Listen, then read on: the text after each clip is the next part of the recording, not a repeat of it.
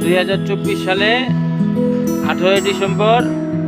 আজকে আমাদের আপেল কুল গাছে প্রচুর আপেল কুল হয়েছে, আপনারা দেখতেই পাচ্ছেন।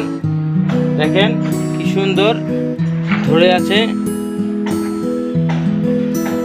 আরো বড় হবে। এগুলো বড় হয়ে ঠিক আপেলের আকার, ছোট আপেলের আকার হবে আর লাল হবে, মানে এর জন্য আপেল কুল বলা হয় এই আপেল কুলকে।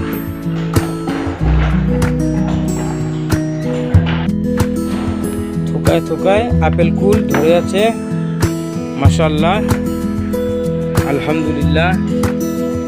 এবার হয়েছে অনেক বড়ই আপেল কুল।